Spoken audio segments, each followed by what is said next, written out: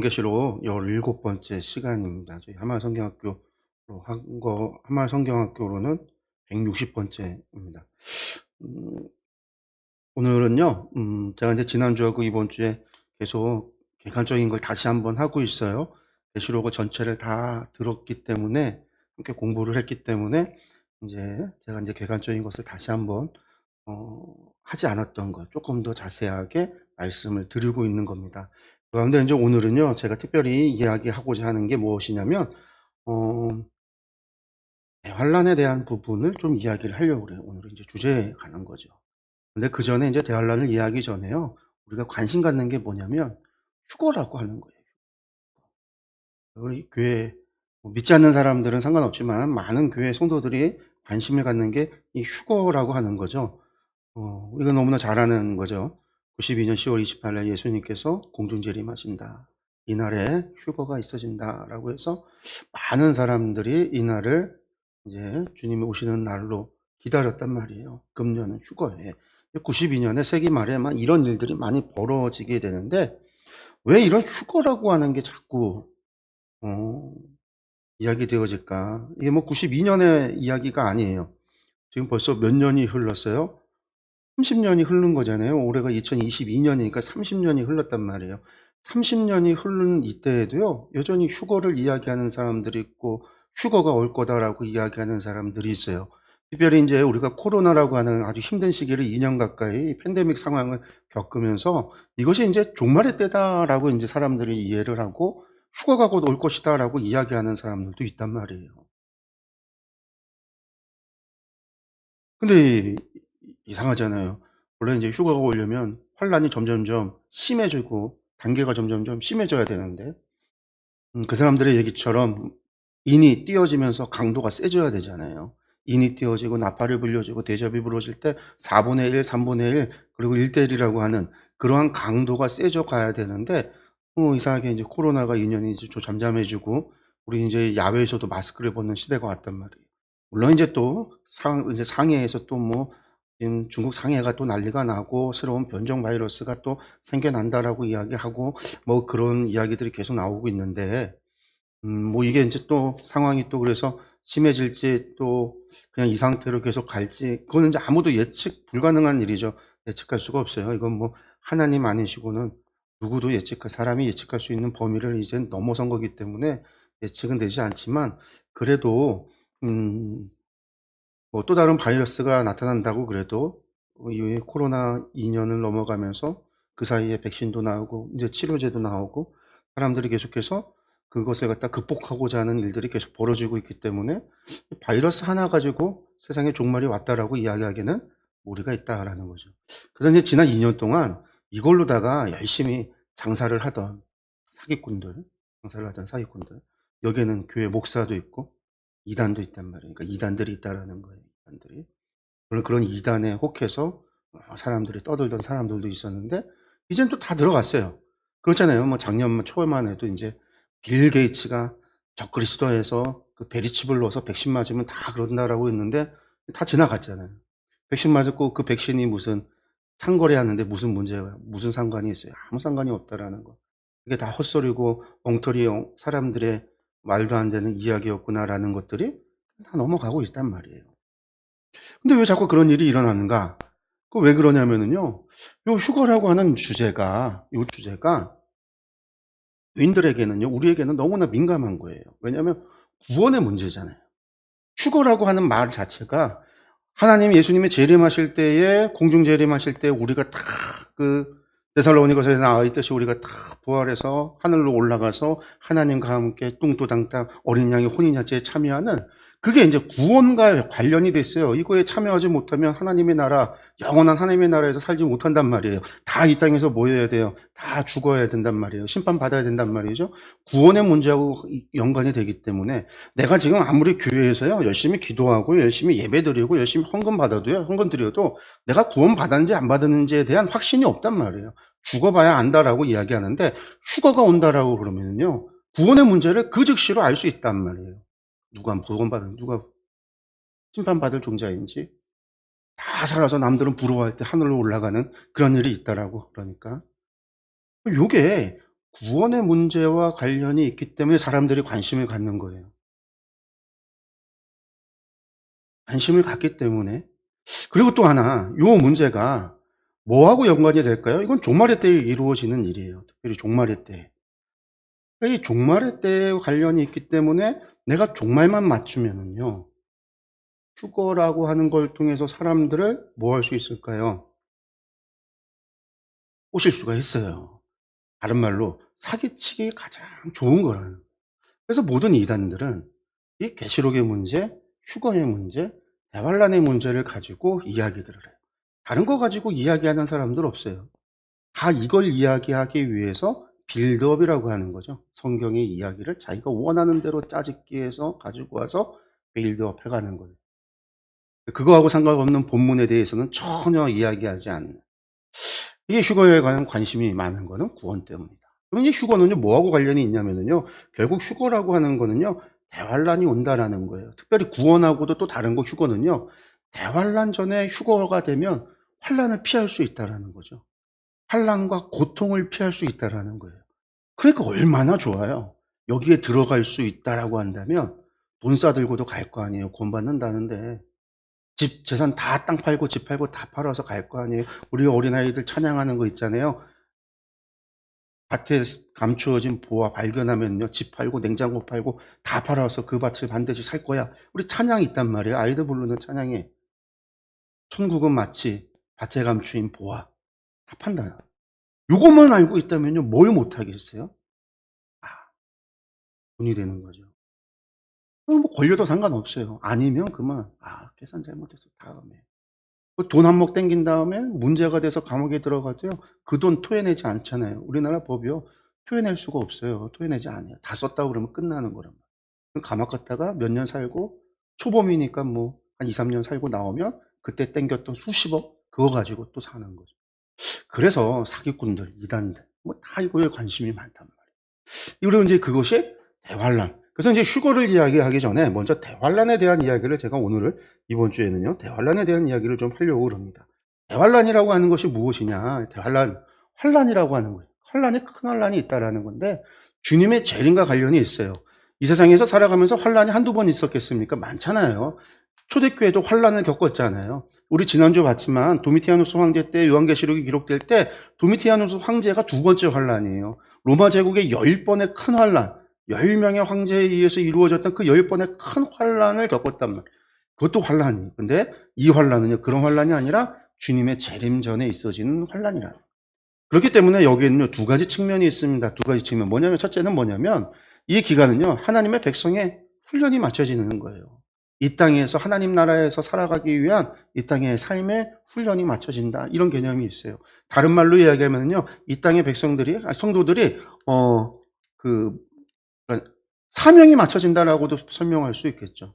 그건 이제 보통 이제 이 이야기는요, 우리가 흔히 이제 광야에 40년의 훈련을 마치고 요단강 건너 약속의 땅에 들어가듯이 그 훈련이 맞춰진다라는 개념이 있는 거고요. 두 번째는 뭐냐면 남아있는 사람들, 이 땅에 믿음 없고 불경건한 자들은 전부 심판받는다.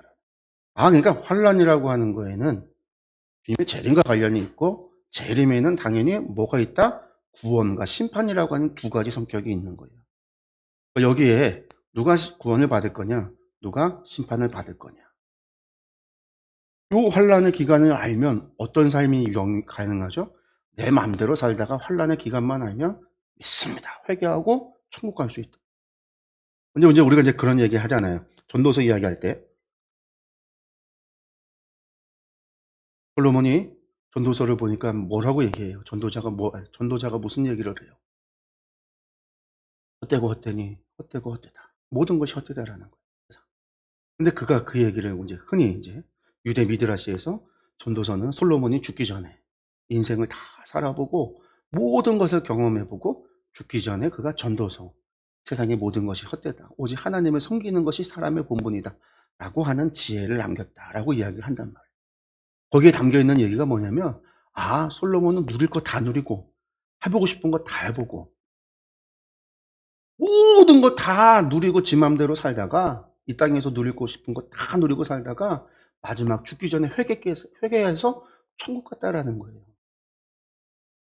그래서 사람들이 솔로몬의 삶을 부러워한단 말이에요. 이 땅에서 솔로몬처럼 이제도 없고 전에도 없는 지혜롭고 솔로몬과 같은 부를 누리고 그런 삶을 살다가 또 죽기 전에 또 회개하고 정말 하나님의 나라에서도 그런 삶을 살아가는 가장 이상적이고 바라는 그런 삶을 살았던 환란을 알면 그게 가능하다는 거죠. 내 마음대로 살다가 믿기만 하면 구원받으니까 회개만 하면 그 전에 어떤 삶을 산다도 상관없고 오직 예수님 믿습니다 하면 올라가는 거니까 구원받는 거니까 여러분들 이러한 신학이 이러한 값싼 복음이 만연하다고 실제로 많은 우리 교회 안에 한국 교회 안에 그렇게 살아가기를 원해요. 그 전에 그냥 회개하면 되잖아. 나는 환란이라는 게 그거예요. 요거를 알면 그러지 않을까. 근데 여러분들 이 대환란이라고 하는 게 그러면 이제 환란이라고 하는 게 그러면 주님 재림 전에 이런 게 있구나라는 거. 그때 오는 환란을 우리가 특별히 환란, 큰 환란, 대환란이라고 하는구나. 그러면 이 대환란이라는 게 그러면 성경에 있느냐? 대환란이라는 말이 정말 있느냐라고 하는 건데요. 여러분들 이 말이 어디서부터 시작이 되는 거냐면요. 다니엘에서부터 시작이 돼요. 우리 다니엘서 12장 1절에서 3절 말씀 읽어볼까요? 같이 읽겠습니다. 그때에 내 민족을 호위하는 큰 군주 미가엘이 일어날 것이요 또 환란이 있으리니 이는 개국 이래로 그때까지 없던 환란일 것이며 그때에 내 백성 중 책에 기록된 모든 자가 구원을 받을 것이라. 땅의 티끌 가운데에서 자는 자 중에서 많은 사람이 깨어나 영생을 받는 자도 있겠고 수치를 당하여서 영원히 부끄러움을 당할 자도 있을 것이며 지혜 있는 자는 궁창의 빛과 같이 빛날 것이요 많은 사람을 옳은 대로 돌아오게 한 자는 별과 같이 영원토록 빛나리라. 오늘 이제 다니엘서 12장의 이제 마지막 다니엘의 환상 가운데 이제 마지막 이 12장의 환상은 세상의 종말에 대한 환상을 보거든요. 근데 그 시작의 1절에서 무슨 얘기를 하냐면 환란이 있다라는 거예요. 개국 이래로 이런 일이 없었다.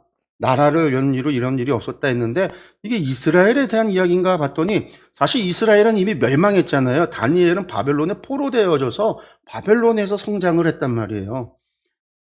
그러니까 이게 지금 예루살렘의 멸망을 얘기하는 게 아니에요. 그러니까 이 환란이. 근데 이제 이런 환란이 없을 거다라고 했는데 여기 보니까 뭐라고 나요? 내 백성 중에 책에 기록된 자가 다 구원을 받을 거다. 다니엘서 말하는 이 책이 뭐냐?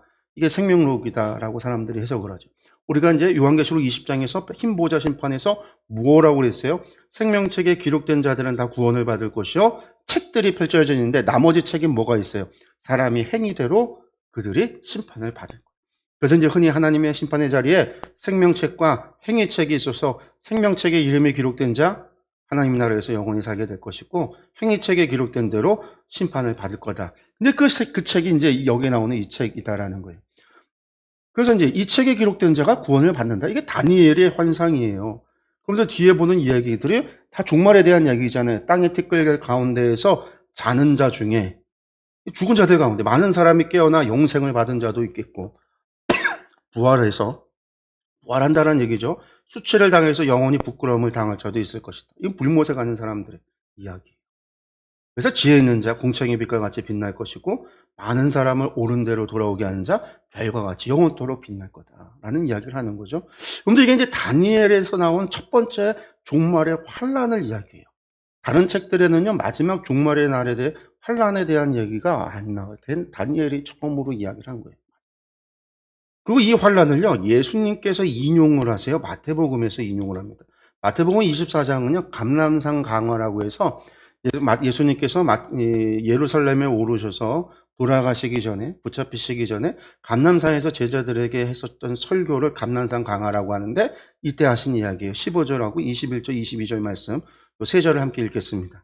그러므로 너희가 선지자 다니엘이 말한 바 멸망에 가증한 것이 거룩한 곳에 선 것을 보았거든 읽는 자는 깨달을진저 이는 그때 큰 환란이 있겠음이라. 창세로부터 지금까지 이런 환란이 없었고 후에도 없으리라. 그 날들을 감하지 아니하면 모든 육체가 구원을 얻지 못할 것이나 그러나 택하신 자들을 위하여 그 날들을 감하시리라. 감람산 강화에서 예수님이 말하신 이제 대환란이라는 말이 여기서 나오는 큰 환란이에요. 큰 환란이 있겠다라는 말을요 대환란이라고 한 거예요. 그러니까 대환란이라는 말을 제일 먼저 한 것은 마태복음이. 아까 다니엘은 환란이 있다고만 했잖아요. 예수님의 감람산 강화에서 대환란이라는 말을 처음 하신 거고, 이 대환란이라고 하는 것을 이야기할 때 예수님께서 뭐라고 하시냐면 다니엘이 말한 바, 이 다니엘이 얘기한 게 아까 우리가 바로 읽었던 그 말씀입니다. 그게 다니엘이 이야기한 거예요. 뭐가요? 다니엘이 한 얘기가 뭐예요? 미가엘이 군주가 일어나고 환란이 있고 개국 이래로 이런 일이 환란이 없을 거고 책에 기록된 자는 구원을 받을 거고 땅 가운데 죽은 자들 가운데서도 부활해서 영생을 얻는 자도 있고 수치를 당하는 자도 있고, 이게 다니엘이 말한 거예요. 그때 환란이라고 하는 게 여기서 창세부터 지금 개국이라고 하는 게 단순히 뭐예요? 이스라엘을 건국해서 이후로 그 얘기가 아니구나. 예수님은 뭐라고 얘기하시냐면 창세부터 지금까지 이런 환란도 없고 후회도 없다. 마지막 환란이라는 얘기죠. 그래서 대환란이 마지막 환란이라는 거예요. 그리고 이것이 계시록에 나오느냐? 계시록에 한 번 언급됩니다. 물론 큰 환란이라는 게 계시록에 2번이 언급이 되는데, 하나는 2장에서 7교회에게 보내는 편지 가운데 언급되는 거고요. 7장이 중요해요. 7장 9절에서 14절 말씀인데 같이 읽어보면요. 이일 후에 내가 보니 각 나라와 족속과 백성과 방언에서 아무도 능히 셀 수 없는 큰 무리가 나와 흰옷을 입고 손에 종려가지를 들고 보좌 앞과 어린 양 앞에 서서. 여러분들 이건 무슨 얘기죠? 7장 1절에서 8장까지 이야기는 인침받은 자의 이야기가 있어 14만 4천 명 인침받은 이야기가 있었고, 9절에서는요.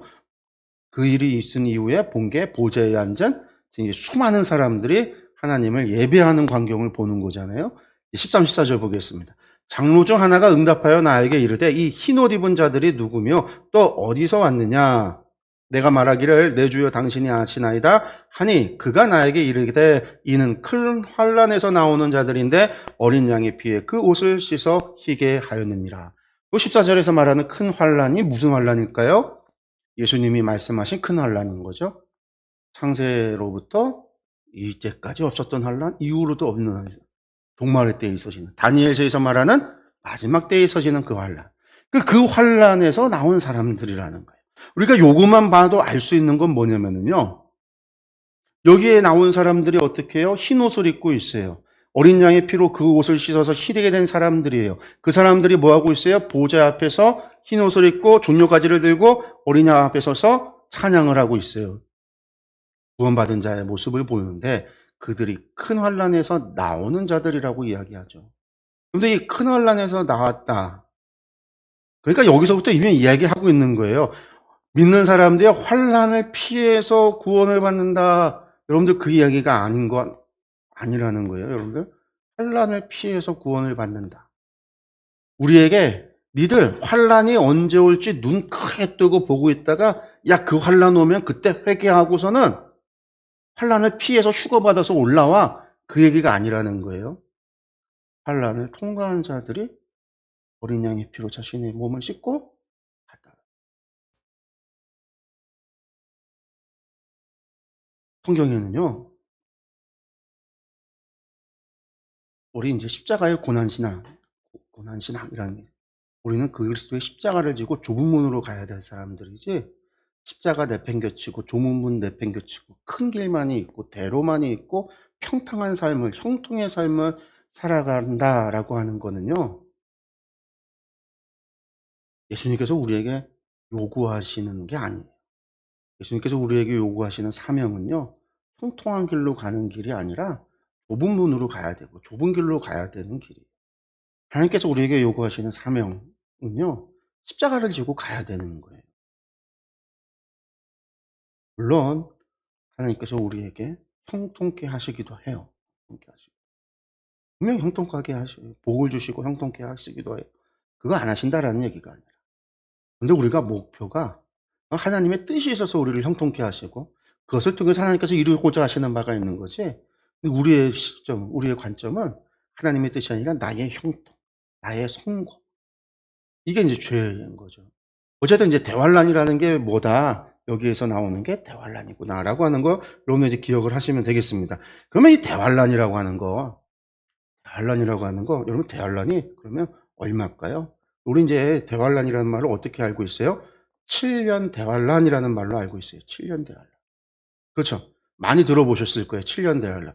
이 7년 대환란이라는 말을 만든 사람도요, 그 말을 우리 이제 퍼뜨린 사람도 누구냐면 조영규 목사님이세요. 조영규 목사님.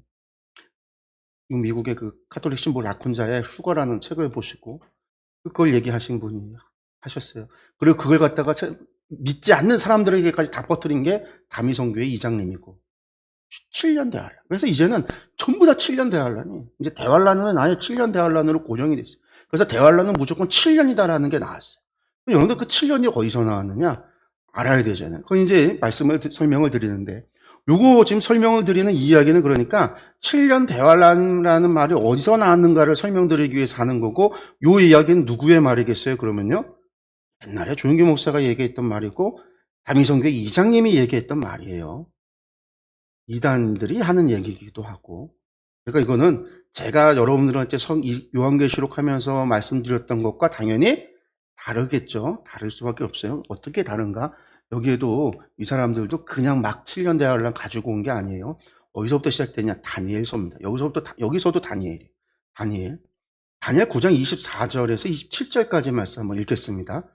내 백성과 내 거룩한 성을 위하여 이른 이래를 기한으로 정하였나니 허물이 그치며 죄가 끝나며 죄악이 용서되며 영원한 의가 드러나며 환상과 예언이 응하며 또 지극히 거룩한 이가 기름 부음을 받으리라. 그러므로 너는 깨달아 알지니라. 예루살렘을 하라는 영이 날 때부터 기름 부음을 받은 자 곧 왕이 일어나기까지 7이레와 62이레가 지날 것이요 그 곤란한 동안에 성이 중건되어 광장과 거리가 세워질 것이며 62이레 후에 기름 부음을 받은 자가 끊어져 없어질 것이며 장차 한 왕의 백성이 와서 그 성읍과 성소를 무너뜨리려니와 그의 마지막은 홍수에 휩쓸림 같을 것이며 또 끝까지 전쟁이 있으리니 황폐할 것이 작정되었느니라. 그가 장차 많은 사람들과 더불어 한 이래 동안에 언약을 굳게 맺고 그가 그 이래의 절반의 제사와 예물을 금지할 것이며 또 포악하여 가증한 것이 날개를 의지하여 설 것이며 또 이미 정한 종말까지 진노가 황폐하게 하는 자에게 쏟아지리라 하였느니라 하니라. 여기에 보면은요 무슨 얘기가 나오냐면 70일에 여러분들 이른 일에 70일에요. 다니엘에 관한 이야기할 때 70일의 이야기 많이 들어보셨을 거예요. 들어보셨죠? 뭐 세일의 기도에 막 이러면서 이래라는 말을 들어보셨을 텐데 여러분들 이래라고 하는 말이요 하루를 뜻해요. 하루. 그러니까 70일에라는 말은 70일을 가리키는 말이에요. 70일을. 근데 여기에서 무슨 얘기 나오냐면 62일에 후에 왕이 하나가 나옵니다. 한 왕이 나와요. 한 왕이. 62일에 62일이 지나고 한 왕이 나와요. 62일이 지나고 한 왕이 나오고 나서 며칠이 남아요? 7일이 지나고 그 다음 날이 70일이 되는 거잖아요. 그러니까 한 왕이 나와서 그 왕이 뭐예요? 성읍도 무너뜨리고 성소도 무너뜨려요. 그러니까 이 사람은요. 교회를 박해하는 거죠. 다니엘서니까 구약이니까 예루살렘 성전을 반대하는 사람이에요. 그가 장차 뭐예요? 한 일해 동안 많은 사람들과 함께 한 일해 동안 언약을 굳게 맺고서는요. 그 일해 중에 절반을 그러면 3일 반이죠. 3일 반 동안 뭐 하냐면 제사도 금지하고 예물도 금지하게 하고 포악하여 가증한 것이 날개를 의지하여 설 거고 이미 정한 종말까지 진노가 황폐하게 하는 자에게 쏟아지리라. 이렇게 이야기하고 있어요. 여러분들 근데 다니엘서 9장은요. 종말에 대한 예언이 아니에요. 다니엘서 9장은 우리 다니엘서 공부할 때 말씀드렸지만 중간사 시대에 헬라, 셀레우코스, 프톨레마이오스, 그러니까 알렉산더 제국, 알렉산더 대제 이후에 일어나는 리시마코스, 크산드리아, 셀레우코스, 그리고 프톨레마이오스라는 4개의 왕국, 4개의 나라, 그 이후에 프톨레마이오스하고 셀레우코스라고 하는 남북왕의 전제, 그 이후에 셀레우코스에서 등장하는 그 안티오코스, 안티파네스라고 하는 사람이 그 안티오코스 4세에 의해서 성전이 더럽혀지고 성전의 예배가 중단되고 더럽혀지는 사건. 이것에 대한 예언의 이야기이지 종말에 대한 이야기는 아니에요. 그런데 여기 보면은요, 뭐 이렇게 나오잖아요. 뭐 종말까지 진노고 황폐하게 하는 자에게 쏟아지리라. 그래서 이제 이 사람들이 무슨 생각을 하냐면, 이 다니엘서 9장의 이야기가 안티파네스의 이야기가 이지만 이것은 종말의 이야기다라고 생각을 하면서 이 70일에를 가져다가 계산을 하려고 하는 거예요. 70일에를 계산하려고 하는데 62일에 지나고요. 여기 맨 마지막에 보면 한 일해 동안에 언약을 굳게 맺고 반일해 동안에 한다고 그랬잖아요. 지금 다 금지시킨다고 그러잖아요. 그럼 도대체 요 이래들은 뭘까? 12장에서 환란 얘기하니까 요게 환란 때가 아닐까? 그렇게 생각을 해요. 그래서 이래라고 하는 것이 도대체 뭘까를 계산을 하다가 요런 이제 이래의 기간을 요렇게 잡는 거죠. 민수기하고 에스겔서에 무슨 얘기가 나오냐면 가데스 바냐 사건에서 너희는 그 땅을 정탐한 날수인 40일에 하루를 1년으로 쳐서 하루를 1년으로 계산하는 방법이 여기 나와요. 40년간 죄악을 담당하라. 에스겔서 4장 6절에 보니까 그 수가 차거든 너는 오른쪽으로 누워. 이게 에스겔에게 예루살렘 멸망에 대해서 그의 액션을 통해서 누워있는 날 동안 예루살렘이 이제 포위될 것에 대한 이야기를 하는 건데 그것에 대해서 이야기하면서 그 수가 차거든 너는 오른쪽으로 누워 유다 족속의 죄악을 담당하라. 내가 내게 40일로 정하였나니 하루가 1년이다. 성경에 보니까 민수기하고 에스겔의 하루를 1년으로 계산을 하니까 70일이라는 걸 갖다가 70일이 아니라 70년으로 계산하면 되겠네. 62년이 지나고 한 왕이 나오고 그가 한 일해 동안에 7년 동안에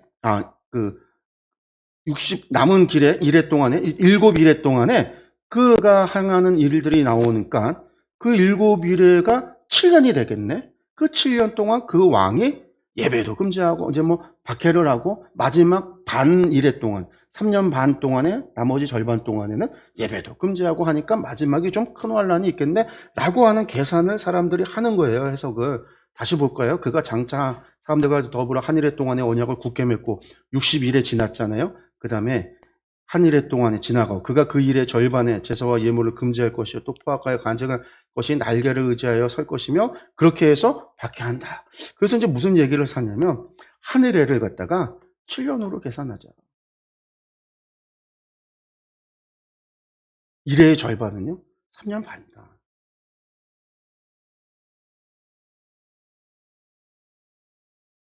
그러면요 네.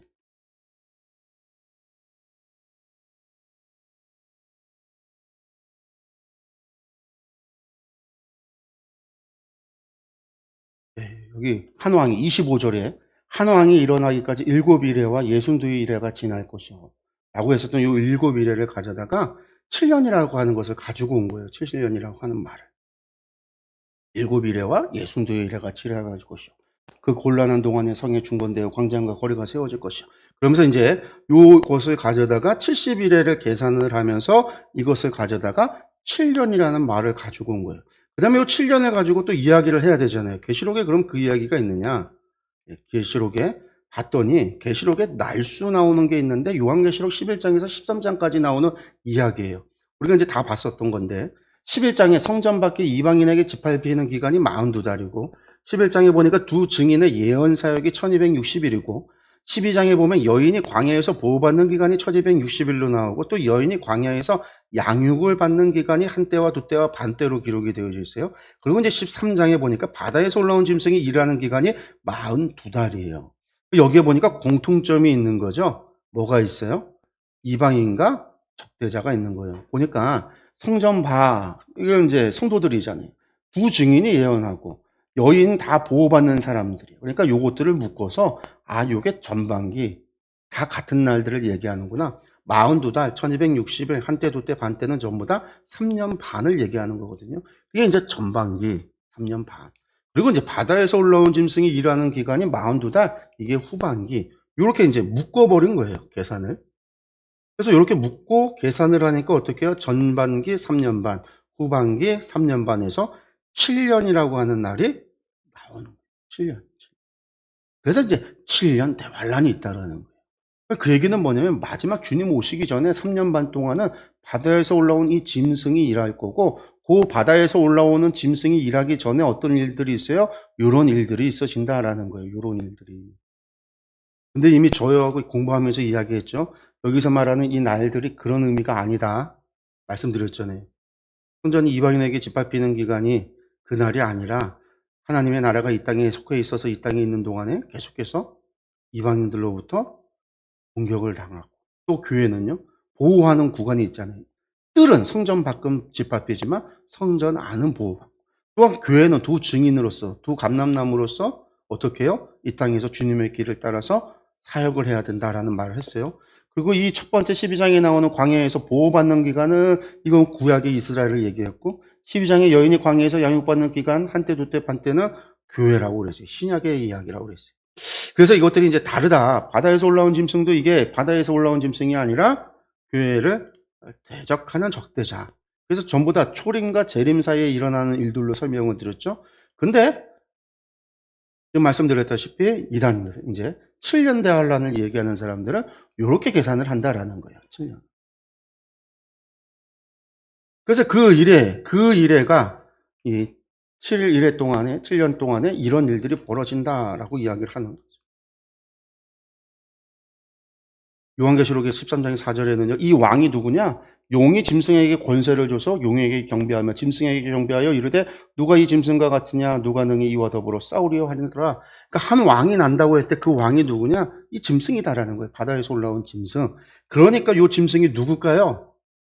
마지막 대환란에 나타나는 적그리스도다라는 거예요. 적그리스도. 그래서 적그리스도가 등장해서 3년 반 동안 교회를 예배를 금지. 지난 코로나 기간에 무슨 일이 있었어요?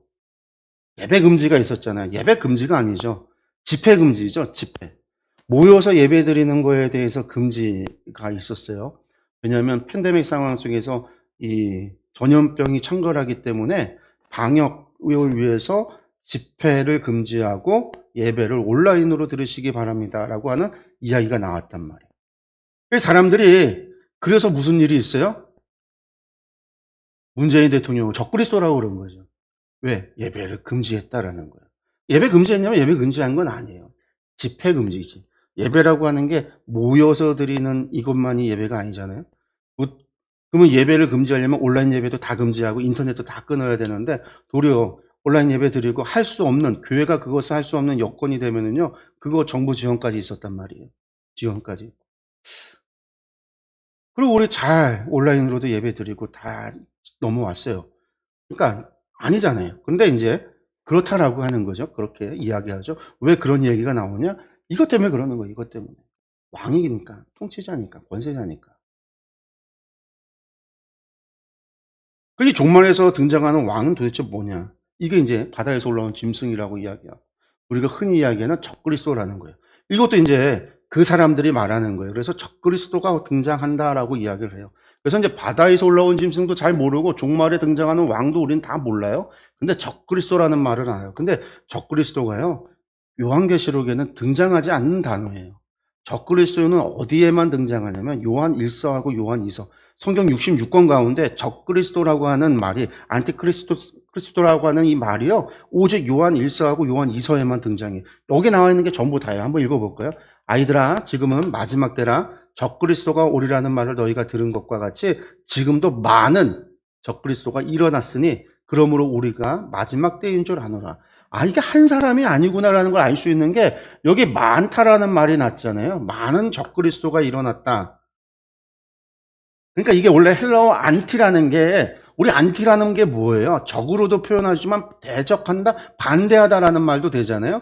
안티라는 말이. 그러니까 그리스도를 반대하는 사람들이, 예수님을 거부하는 사람들이 많이 나타났다는 얘기지, 우리가 얘기하는 적그리스도 바다에서 올라온 짐승이고 종말에 등장하는 왕이 전혀 아니다. 요한 1서에서 말하는 적그리스도는 그게 아니다라는 걸 알 수 있죠. 22절 또 볼까요? 거짓말하는 자가 누구냐? 예수께서 그리스도이심을 부인하는 자가 아니냐? 거짓말하는 자가 누구예요? 예수님은 그리스도가 아니라고 말하는 사람들, 부인하는 사람들은 다 거짓말. 왜? 예수님은 그리스도시니까, 진리니까. 그러니까 아버지와 아들을 부인하는 자, 부인하는 그가 적그리스도다라는 거죠. 물론 성경이 말하는 바다에서 올라온 짐승도 예수 그리스도를 거부합니다. 부인해요. 그렇다고 하면 적그리스도 맞아요. 뿐만 아니라 세상에서 아버지와 아들을 부인하는, 예수님을 부인하는 모든 사람은 다 누구예요? 적그리스도예요. 적그리스도. 안티크리스도. 그리스도를 반대하는 사람들인 거죠. 예수를 시인하지 아니하는 영마다 하나님께 속한 것이 아니니 이것은 곧 적그리스도의 영이다. 여러분들, 이게 요한일서에 나오는 말이에요. 아이들아, 지금은 마지막 때라. 적그리스도가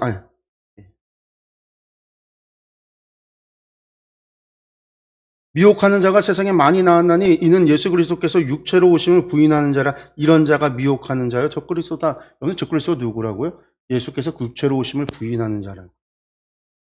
근데 앞서 얘기했듯이 다니엘서에서 나왔던 그 왕은 어떤 왕이에요? 권세를 가지고 통치를 가지고 성전을 파괴하고 예배를 파괴하고 제단을 부숴버리고 하는 사람들이지, 예수 그리스도의 육체를 부인하고 신학적인 논쟁하는 이런 사람들이 전혀 아니라는 말이에요. 믿음을 거부하는 그런 차원이 아니라는 거죠. 우리 이제 이게 요한 2서의 이야기. 요한 1서, 요한 2서가 이거예요. 근데 이제 이 바다에서 올라온 짐승이라는 것, 그러니까 적그리스도라고 얘기했지만, 그러면 뭘 가지고 적그리스도라고 얘기하냐? 여기 보면 이제 16절, 13절, 16절에서 18절 이야기인데, 여기는 이제 바다에서 올라온 짐승 이야기하면서 나오는 건데, 그가 모든 자, 곧 작은 자나 큰 자나 가난한 자나 자유인이나 종들에게 그 오른손에나 이마에 표를 받게 하고, 누구든지 이 표를 가진 자 외에는 매매를 못하게 하나니, 이 표는 곧 짐승의 이름이나 그 이름의 수라. 지혜가 여기 있으니 총명한 자는 그 짐승의 수를 세어보라. 그것은 사람의 수니 그의 수는 666이니라. 요걸 가지고 이제 적그리스도라는 거예요. 그래서 무슨 얘기냐? 적그리스도가 666이다. 이게 그 사람의 수, 이름의 수니까 이게 이름인 거예요. 이름. 이름을 숫자로 많은 게 당시 로마나 헬라 시대 때 히브리인들도 마찬가지고 그들의 글자를 가지고 숫자를 대신했기 때문에 숫자를 쓰는 것이, 숫자로 읽는 것이 그 사람의 이름을 하는 언어적 유의인데, 그거라는 거예요. 그래서 이제 666이라는 숫자를 가진 사람이, 이름이 666인 사람이 적그리스도다라는 거죠. 그런 말로 바다에서 올라온 짐승이요 종말에 등장하는 왕이다라는 거예요. 그러니까 계시록에는 적그리스도라는 말이 없어요. 근데 요한 1서와 요한 2서에 나오는 걸 가져다가 요것을 갖다가 요렇게 연결을 시켜서 666으로 표현을 한 거예요. 그러니까 이제 이제부터 사람들이요, 대환란을 알고자 하려면 대환란이 오기 전에 누가 등장을 하죠? 왕이 등장을 하잖아요. 왕. 이 왕은 적그리스도고 이름이 666이에요. 그러니까 지난 2000년 동안에 이름을 알파벳을 숫자로 바꿨을 때 666이 되는 사람은 다 적그리스도라는 거예요. 그래서 찾은 거예요, 사람들이 그때마다. 야, 이거 계산하는 사람들. 야, 그래서 저게 적그리스도야. 이제 대환란이 올 거야. 사람들한테 이야기하죠. 그것을 피하려면요, 회개하라. 나한테 와라. 우리를 믿지 못하는 말, 내 말을 믿지 못하는 사람, 회개하지 못하는 사람 다 심판의 불구덩이에 들어갈 것이고 우리만 구원받을 수 있다. 야, 세상 뭐가 있어? 다 가지고 와. 그래서 데리고 어디로 가요? 광야로 나가죠. 산으로 올라가고 기도원으로 들어가고. 2000년 동안 이런 사람이 얼마나 많았겠어요? 적그리스도라고 불리운 사람이 얼마나 많았겠어요? 제가 이제 지난번에 그랬죠. 제 이름을 알파벳으로 하면 얼마나 감사한지 888. 나는 666. 저는 죽었다 깨어나도 적그리스도는 되지 않아요. 저는 888이니까. 사람들이 2000년 동안 계산하는 법 가운데 가장 쉬운 법이요, 적그리스도 이름 666 찾아내면 된다. 그래서 지금도 계산하는 사람들이 있어요. 제가 지난번 강의할 때 보여드렸잖아요. 알파벳으로 어떻게 숫자로 바뀌는지. 그래서 나온 것 가운데 막 컴퓨터도 666. 그래서 컴퓨터. 베리칩도 666. 알파벳으로 써갖고 하면 숫자가 666이 되고. 옛날에 영국의 찰스 왕자인가 그 사람의 이름이 666이에요. 그래서 92년에 다미 선교회 이후에 계속 찰스 왕자 적그리스도라고 그런 거예요. 왜? 왕자고 또 뭐예요? 권세도 있으니까.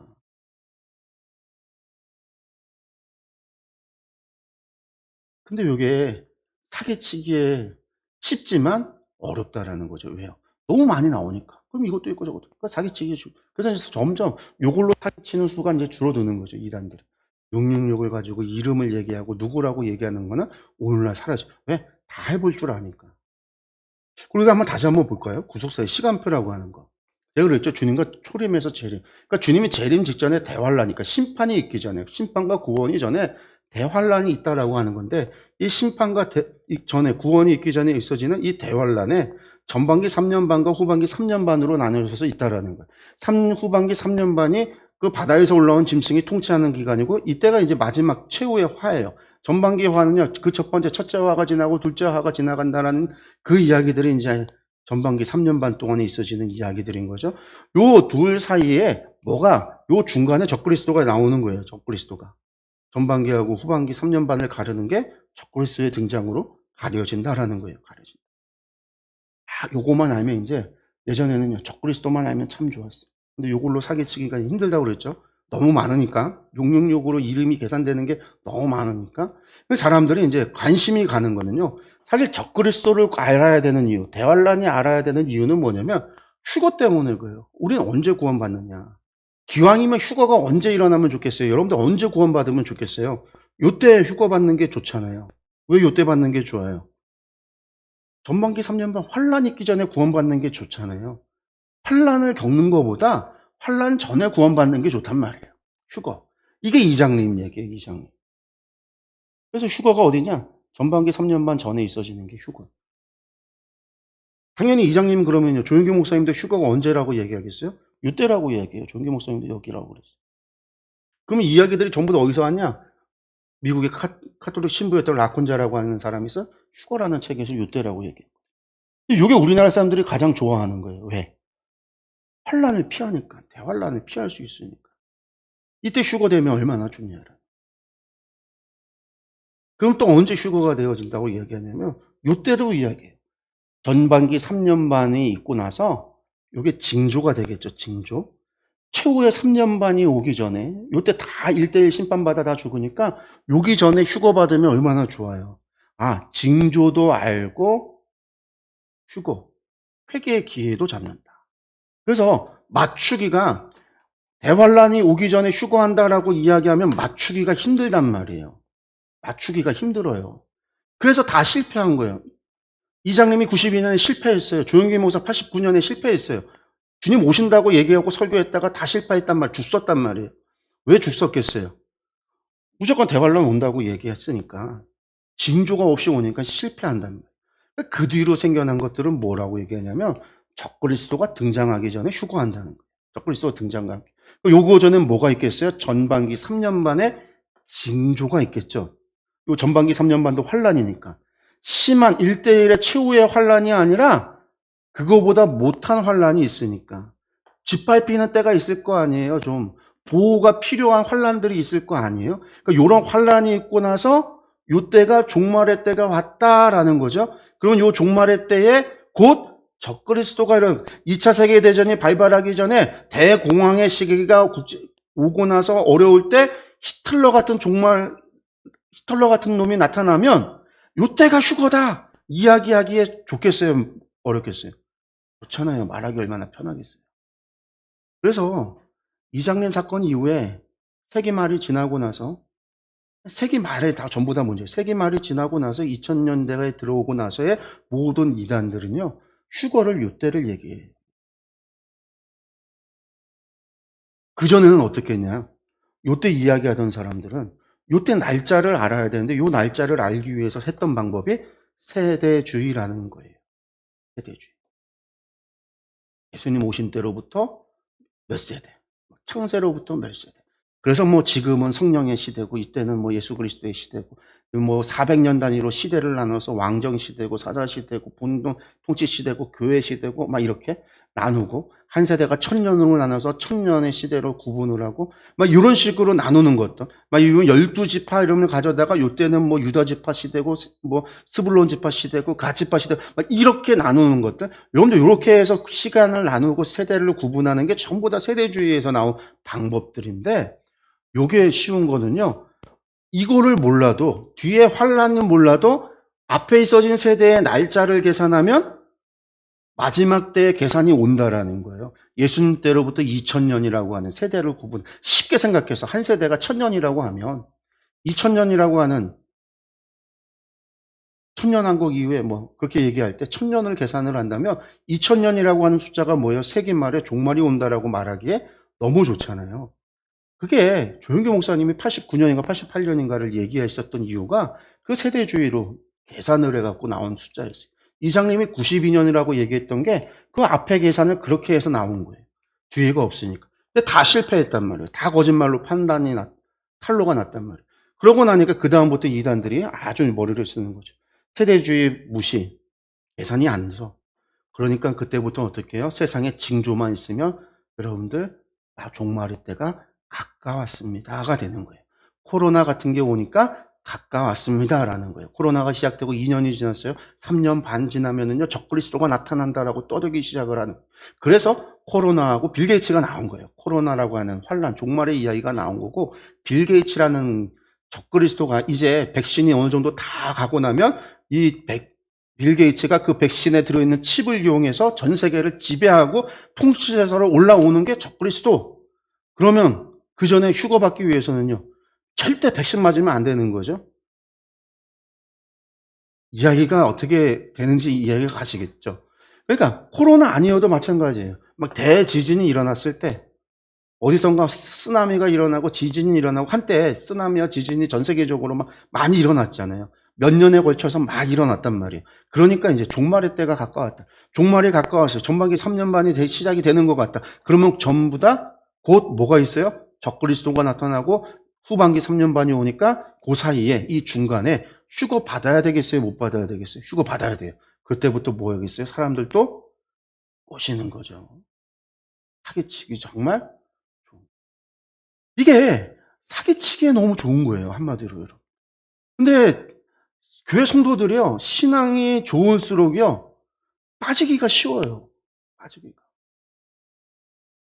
믿음의 눈으로 볼 때 세상의 징조가 하나님의 심판 같잖아요.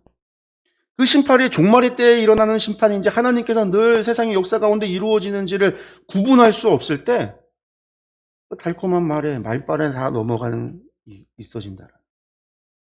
제가 늘 역사를 이야기하는 것 가운데가 그거예요. 지금 아무리 코로나가 만연했어도요, 중사시대 때 패스트보다 더 했을까? 유럽의 패스트로 인해서 사람들이 죽어나갈 때, 여러분들 그 패스트보다 더 할까? 아니에요. 아니라고요. 지금 아프리카는요, 코로나는 아무것도 아니에요. 코로나는. 그 사람들 거기에서 이질이나 이런 걸로 죽어가는 사람들, 말라리아로 죽어가는 사람, 옛날에 에이즈로 인해서 죽어가는 사람들, 역병이요, 코로나보다 더 많은, 더 심한, 그걸로 죽어가는 사망률이 높은 전염병은요, 아프리카는 얼마든지 많아요. 우리가 그 나라, 그 대륙에서 무슨 일이 일어나는지 우리가 모르고 살아가니까. 그런데 무슨 지금 우크라이나 전쟁이 일어나서 몰라요. 러시아 푸틴이 미쳐갖고 핵폭탄을 쏠지, 정말 세계 3차 대전이 일어날지. 그런데요, 여러분들, 1차 세계대전, 2차 세계대전은 세상이 지나갔잖아요. 1차 세계대전보다 더하고 2차 세계대전보다 지금 더하냐면 아니란 말이에요.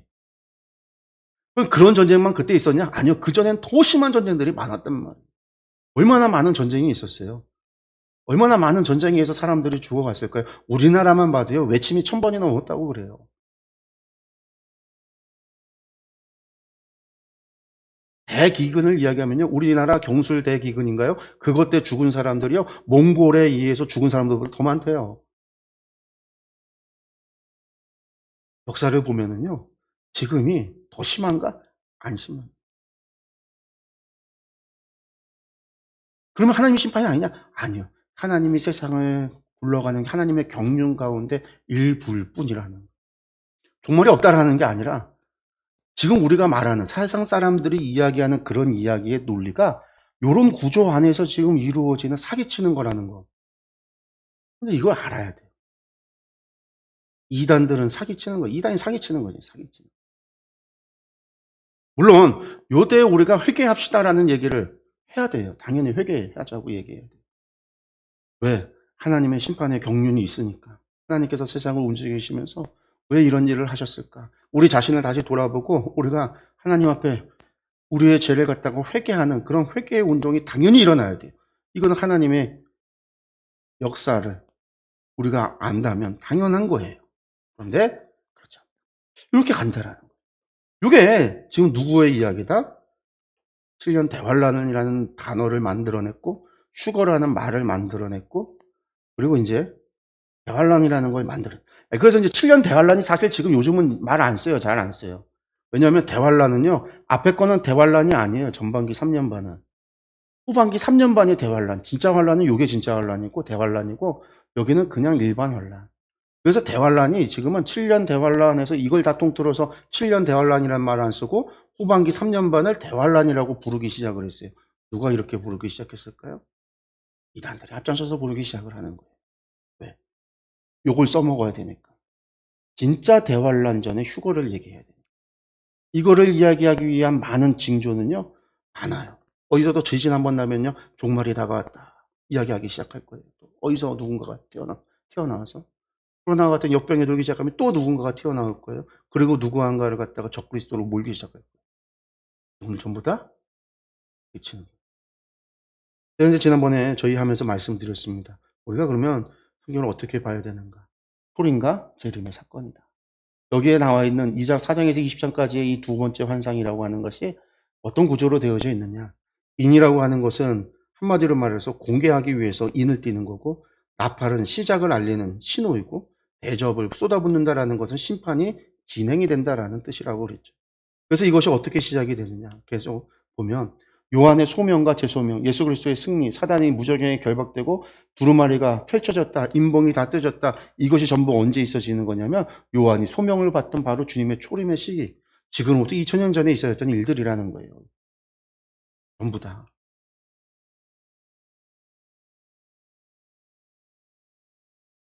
그러면 어떻게 되냐? 역사라고 하는 거. 첫 번째에서 인까지 다 공개된 이것들은요, 역사 가운데서 이루어질 일들이. 그리고 이제 우리가 말하는 대환란이라고 이야기하는 것, 이것이 이제 종말이라고 말하는 그냥 종말로 이해를 하세요. 7년이라는 숫자에도 속아 넘어가지 마시고요. 이게 종말이구나, 마지막에 있어지는 환란이구나라고 이해를 하시면 돼요. 그래서 초림과 재림까지의 이야기가 어떻게 진행이 되느냐? 이때의 이야기가 성경에 말하는 두 증인의 예언사역, 선전받기 이방인에게 짓밟히는 기간, 그리고 이방인이 광야에서 보호받고 양육받는 기간, 바다에서 올라온 짐승이 일하는 기간, 사탄이 무정에 갇혀있는 기간, 성도들이 그리스도와 함께 통치하는 기간, 이것이 전부 다 초림에서 재림까지의 기간이다. 계시록에서 말하고 있는 1260일, 42달, 한때, 두때, 반때, 1000년이라고 하는 그 모든 기간은 초림에서 재림까지의 기간을 이야기하고 있는 것이다. 그리고 이제 마지막 때에, 마지막 일곱 번째 대전 마지막 최후 종말이 이루어질 때 이루어지는 일이, 요 날이 바로 여호와의 날이라고 불리우는 날이고, 이 날에 전쟁과 멸망과 그 다음에 최후 심판이라고 하는 세 가지 사건이 벌어지는데, 최후 전쟁이 아마겟돈 전쟁, 그 다음에 백마탄자의 전쟁, 그리고 곡과 마곡의 전쟁, 이렇게 표현이 돼서 설명이 세 번에 걸쳐서 나오고, 큰 음녀의 멸망과 금성 바벨론의 멸망으로 계시록에서 표현이 되고, 마지막 최후 심판이 포도송이 추수에 대한 심판과 흰보자 심판, 이렇게 설명되어지고 있는데, 이것이 전부 다 여호와의 날에 이루어지는 일들이다라고 하는 것. 이게 계시록을 이해하는, 여러분들 4장에서 20장까지 나오는 이해하는 것으로 보시면 돼요. 그러니까 대환란이 뭐다? 7년 대환란에 7년 관심 갖지 마세요. 전반기 3년 반, 후반기 3년 반 관심 갖지 마세요. 적그리스도가 언제 나타나는가 관심 갖지 마세요. 안티그리스도는요 많다라는 거예요. 우리 주변에 그리스도를 부인하는 자, 하나님과 그리스도를 부인하는 자, 예수가 그리스도라는 사실을 부인하는 자, 성육신을 부인하는 자, 그 모든 사람은요 안티그리스도, 적그리스도예요. 그리스도를 대적하는 자들이라는 거예요. 물론 한 왕이 난다고 그랬으니까요. 어떤 왕이 날지는 몰라요. 모르겠어요. 마지막 때에 정말 최후의 전쟁이 이루어질지도 몰라요. 그때에 세상에 대적하는 정말로 뭐 어떤 히틀러 같은 사람이 또 등장을 해서 3차 세계대전을 일으키고 핵전쟁을 벌일 수도 있어요. 그 가능성을 제가 없다라고 말하는 게 아니에요. 있을 수 있어요. 그때 그 왕이 나타날 수 있는데 그 왕은 수많은 바다에서 올라온 짐승들 가운데 하나일 뿐이에요. 그때만 있는 게 아니라 지금도 용에게 권세를 받아서 하나님을 대적하고 교회를 대적하고 세상을 섬기게 하고 용을 섬기게 하는 왕들은요, 통치자들은요, 너무나 많아요. 너무나 많다라는 거예요. 너무나 많아요. 지금도 있잖아요. 우리나라. 무당이. 그래요.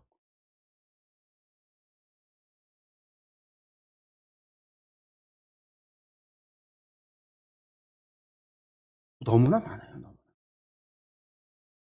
그때 그놈만 죽일 놈이 아니고 안티가 아니라 2000년 동안 수많은 대부분의 역사 가운데 대부분의 통치자들 다 안티그리스도예요. 적그리스도예요. 세상의 모든 통치자들 가운데 대부분은요 적그리스도예요. 당연하죠. 세상은요 교회를 대적하기 때문에. 교회에 다니는 사람은 적그리스도가 아니라 아니요. 교회에 다니는 사람이 지도자가 되면요 적그리스도예요. 그리스도가 돼요. 우리나라 분들 이명박 전 대통령이 소망교회 출신인가 그러잖아요. 근데 그 정부 기간 동안에 우리나라 그때 이제 세계 경제가 어려웠기 때문에, 그리고 또 북한을 대적하는 정책이 항상 지금 여당인 국민의당은 북한을 적대하잖아요. 적대하면 무슨 일이 벌어지죠? 전쟁의 위험이 너무 올라가고, 그러면 전제나 경제는요, 전쟁 리스크가 생길 수밖에 없어요. 전쟁이 일어날지 모르는데 누가 투자금을 넣어요? 우리나라는 자원이 없으니까 세계로 또 투자금을 받아서 사업을 일으켜야 되는데 투자가 없어요. 당연히 그때 이제 미국도 경제가 그때 모기지론 때문에 막 휘청하고 그런 문제 때문에 투자가 떨어지고 정쟁 리스크가 있어지면서 투자가 어려워지고 경제가 어려워지니까 이명박 대통령이 한 일이 뭐냐면 5일 달러를 들여오는 거였어요. 5일 달러를, 수많은 5일 달러를 들여와서 우리나라 경제 부양을 했단 말이에요. 근데 그때 경제 부양을 하면서 5일 달러만 들어온 게 아니에요. 5일 달러와 함께 뭐가 왔냐면요, 이슬람 선교사가 우리나라에 수만 명이 들어왔어요. 그 전까지 우리나라에 이슬람 사원이 몇 개 되지 않았어요. 그 이후로 수많은 이슬람 사원이 세워졌어요. 이슬람 선교사들에 의해서. 그 이후로 우리나라 있잖아요. 그 외국인들 나와서 토크하는 그런 거에 이슬람 사람도 얼마나 많이 나왔는지 몰라요. 그런데 그 이슬람 사람들 들어오기 시작한 게요, 이명박 정부, 이명박 대통령이 5일 달러 가지고 들어오면서 있어요. 그럼 그 사람이 일부러 우리나라 교회 망치게 하려고 이슬람 선교를 개방 문 열어주고 받아들인 거냐?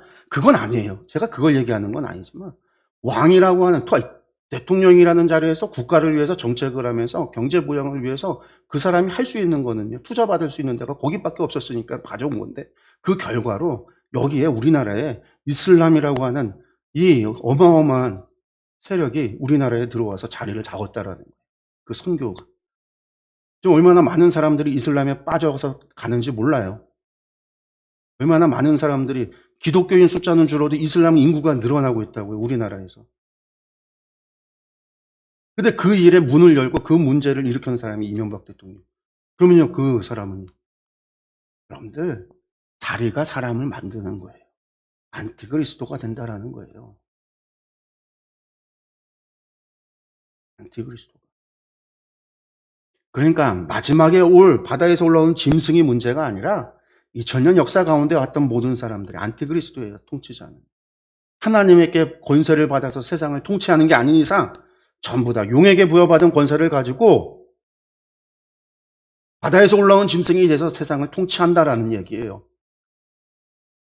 물론 나중에 그런 인간이 와서 이런 문제를 마지막 종말에 한 축을 담당하게 될지는 모르겠지만, 히틀러 같은 인간이 나타나서 3차 대전을 일으킬지는 모르겠지만, 여러분들 그걸 바라보라는 얘기가 아니에요. 누가 올까를 계산하라는 얘기가 아니에요. 지금이 종말의 때인가 아닌가를 계산하라는 얘기가 아니에요. 지금이 전반기 3년 반이냐 이걸 계산하라는 게 아니에요. 적그리스도가 누구일까를 쳐다보라는 얘기가 아니에요. 여러분들 그거 얘기하는 사람들 대부분이 사기꾼이에요. 유튜브에서 떠드는 대부분의 사람들이 사기꾼이에요. 여러분들 재작년에 봤던 유튜브 다시 한번 보세요. 올해 맞나? 하나도 안 맞아요. 다 사라졌어요. 사기치고 돈 땡기고 다 도망갔어요. 얼마큼 벌고 도망갔어요. 그리고 어느 순간 또다시 기어 나올 겁니다. 끊임없이 2000년 동안 계속해서 기어 나왔어요. 대환란이라고 하는 거, 7년 반이라고 하는 거, 전반기, 후반기 3년 반, 3년 반이라는 거, 휴거가 어디에 있다라는 거, 여러분들 이런 것에 미혹되지 마세요. 여러분들 우리는요, 뭘 보고 가야 돼요? 우리는 구원받을 자예요. 하나님의 백성이에요. 우리는 신앙의 표대를 보고 가야 되는 사람들이지, 세상이 환란을 바라보고 적그리스도 바라보면서 계산하고 가는 사람들이 아니에요. 그때 돼서 회개하고 휴거받을 생각이 아니라 나는 지금도 늘 회개의 삶을 살며 하나님께서 주어주신 사명을 감당하며 하나님의 뜻을 이루기 위해서 순종하며 그렇게 한 걸음 한 걸음 우리의 신앙의 표대를 향해서 나아가야 되는 게 우리지. 그리고 그런 우리 앞에는요, 하나님의 약속, 이기는 자에게 주시는 약속이 있을 뿐이에요. 여러분들 이것을 믿으시기 바랍니다. 그것만 바라보시기 바라요. 그렇게 나아가신 저와 여러분들 되기를 간절히 소원합니다. 오늘 여기서 마치겠습니다. 기도하겠습니다.